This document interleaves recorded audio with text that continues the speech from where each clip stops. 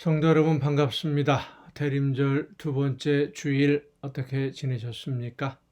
하나님께 기쁨으로 예배하고 저녁 이 시간 또 이 가정 예배를 통해서 여러분 모두 함께 만날 수 있게 되어서 반갑습니다.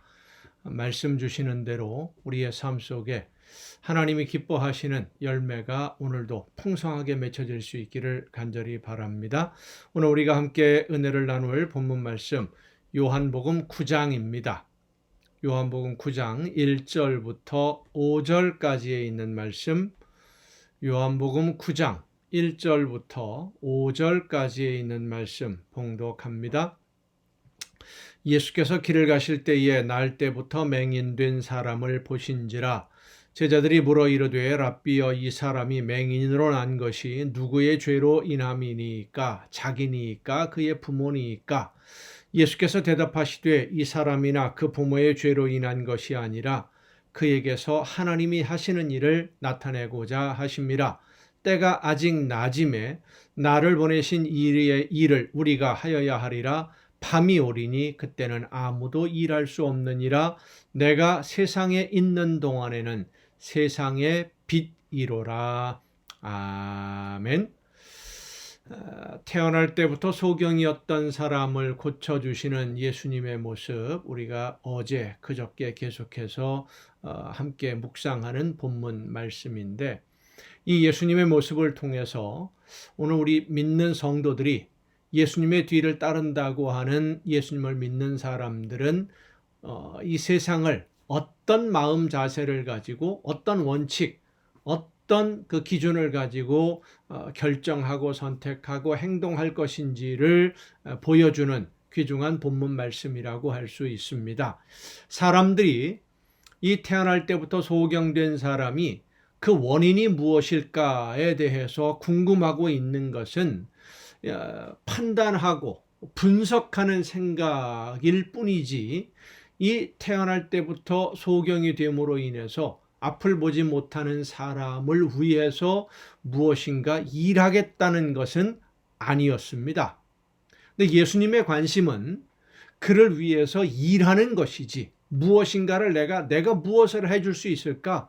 저 사람을 위해서 어떤 일을 해야 될까? 이것을 생각하는 것이지, 왜 저 사람이 저렇게 되었을까? 사실 그것은 아무런 유익이 없는 것이지요.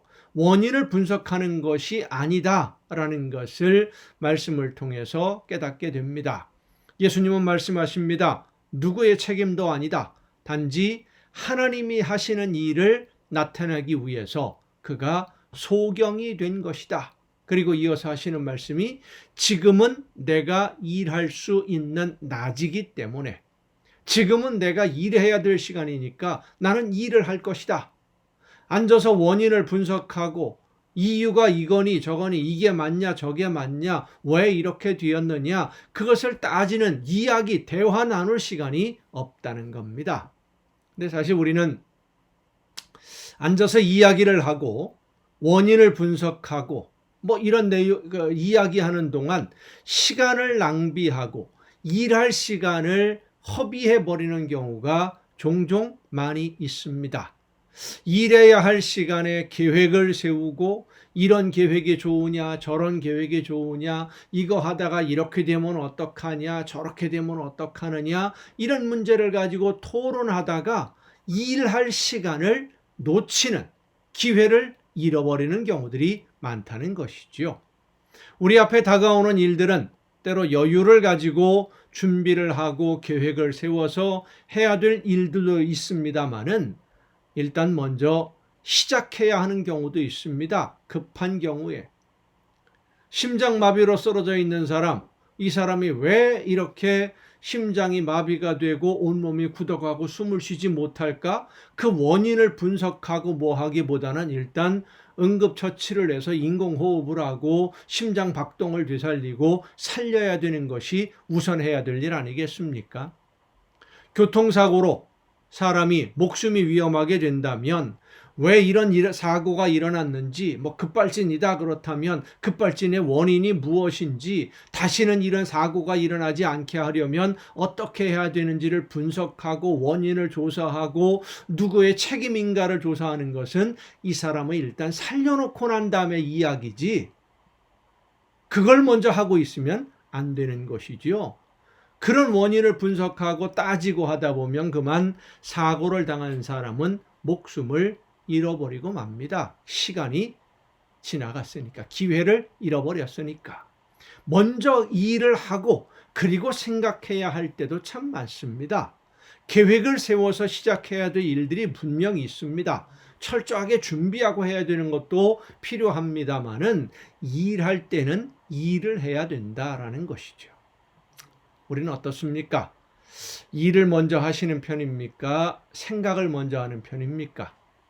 계획이 다 세워져야 일을 하십니까? 급한 건 일단 하고 보십니까? 성도 여러분, 지금은 우리가 일해야 할 때입니다.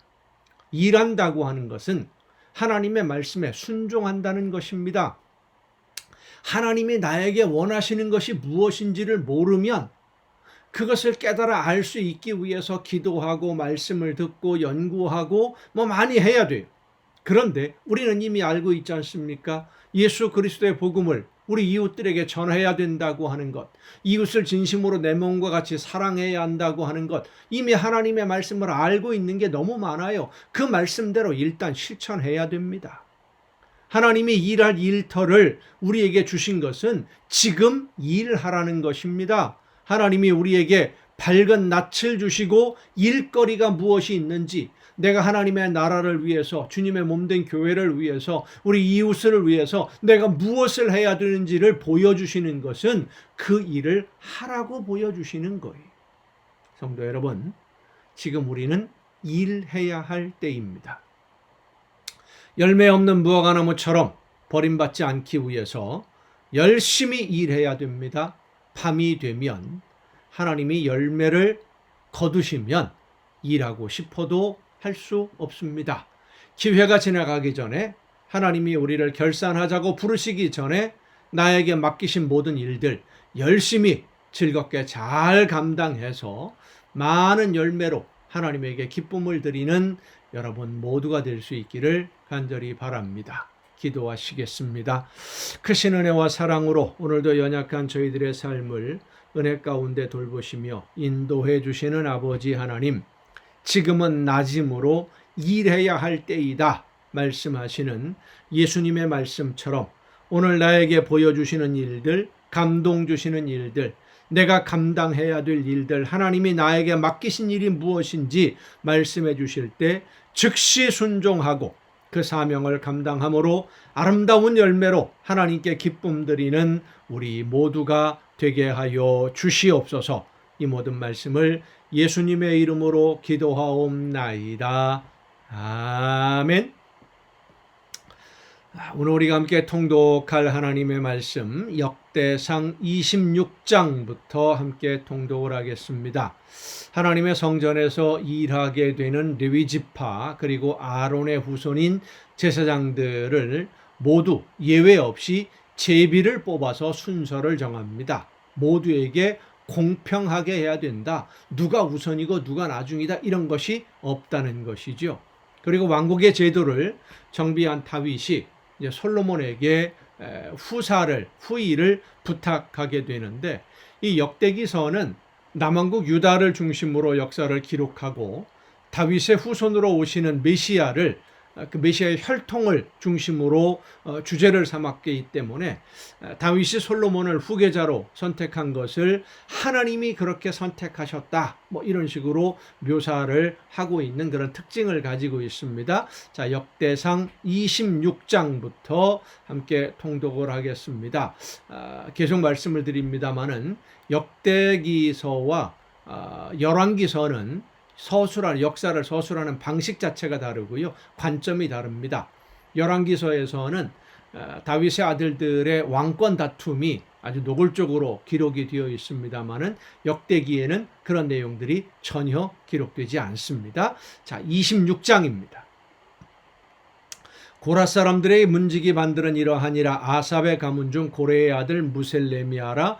무셀레미아의 아들들인 맏아들 스가랴와 둘째 여디야엘과 셋째 스바디아와 넷째 야드니엘과 다섯째 엘람과 여섯째 여호하난과 일곱째 엘 여호에네이며 오베데돔의 아들들은 맏아들 스마야와 둘째 여호사밧과 셋째 요아와 넷째 사갈과 다섯째 느다넬과 여섯째 암미엘과 일곱째 이사갈과 여덟째 부올레드니 이는 하나님이 오벳에돔에게 복을 주셨습니다. 그의 아들 스마야도 두 아들을 낳았으니 그들의 조상의 가문을 다스리는 자요 큰 용사라. 스마야의 아들들은 오드니와 르바엘과 오벳과 엘사밧이며 엘사밧의 형제 엘리후와 스마기아는 능력이 있는 자이니 이는 다 오벳 에돔의 자손이라. 그들과 그의 아들들과 그의 형제들은 다 능력이 있어 그 직무를 잘하는 자이니 오벳 에돔에게서 난 자가 62명이며 또 무셀레미아의 아들과 형제 18명은 능력이 있는 자라.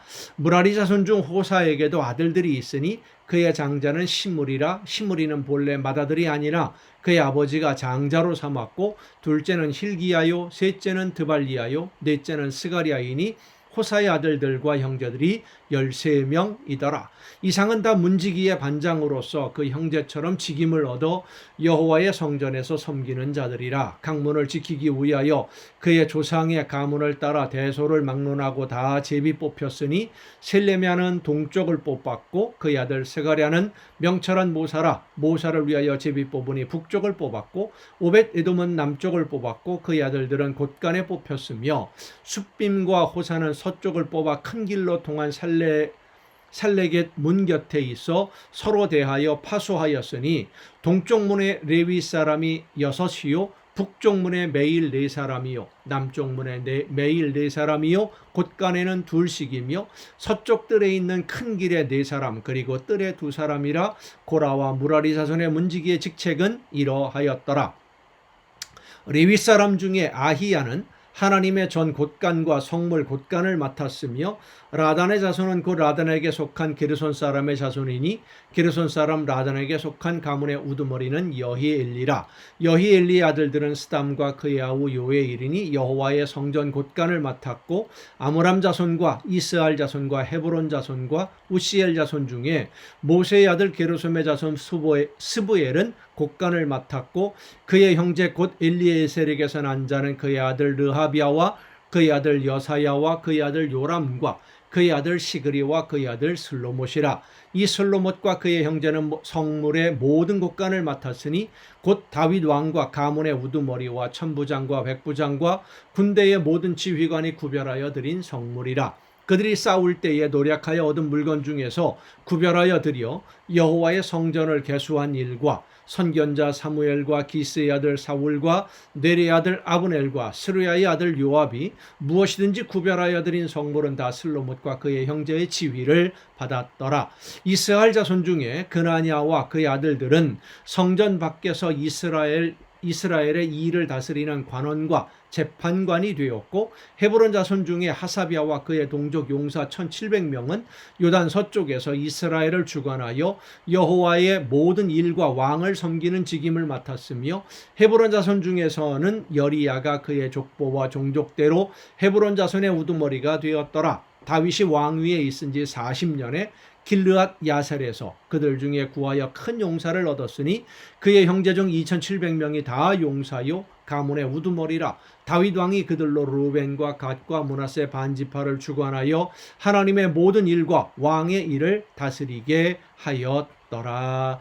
27장입니다. 이스라엘 자손의 모든 가문의 우두머리와 천부장과 백부장과 왕을 섬기는 관원들이 그들의 숫자대로 반이 나누이니 각 반열이 24,000명씩이라 1년 동안 달마다 들어가며 나왔으니 첫째 달의 반장은 삽디엘의 아들 야소부암이요 그의 반에 24,000명이라. 역대기서는 참 재미가 없어요. 어떻게 보면은요 사람 이름 뭐 어떤 직무 이런 것만 계속 나오니까요 거의 다 끝나갑니다.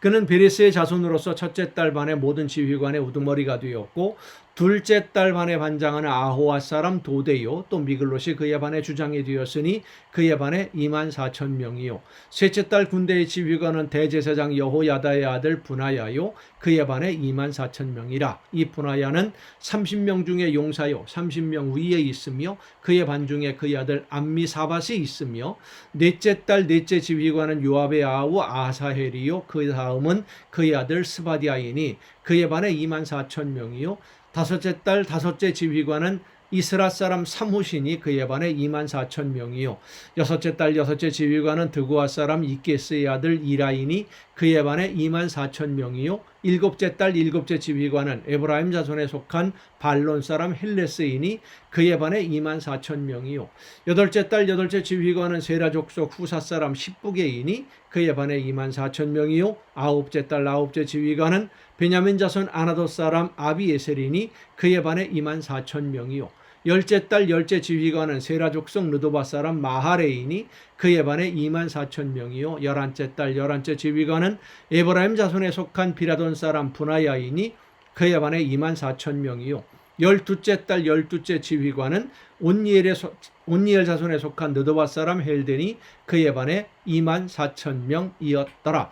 이스라엘 지파를 관할하는 자는 이러하니라. 르벤 사람의 지도자는 시그리의 아들 엘리에셀이요 시므온 사람의 지도자는 마아가의 아들 스바디아요 레위 사람의 지도자는 그무엘의 아들 하사비아요 아론 자손의 지도자는 사독이요 유다의 지도자는 다니엘의 형 엘리후요 이사갈의 지도자는 미가엘의 아들 오므리요 스볼론의 지도자는 오바댜의 아들 이스마야요 납달리의 지도자는 아스리엘의 아들 여레못이요 에브라임 자손의 지도자는 아사시아의 아들 호세아요 므낫세 반지파의 지도자는 부다야의 아들 요엘이요 길르앗에 있는 므낫세 반지파의 지도자는 스가랴의 아들 잇도요 베냐민의 지도자는 아브넬의 아들 야아시엘이요 다는 여로함의 아들 아사렐이니 이들은 이스라엘 지파의 지휘관이었더라.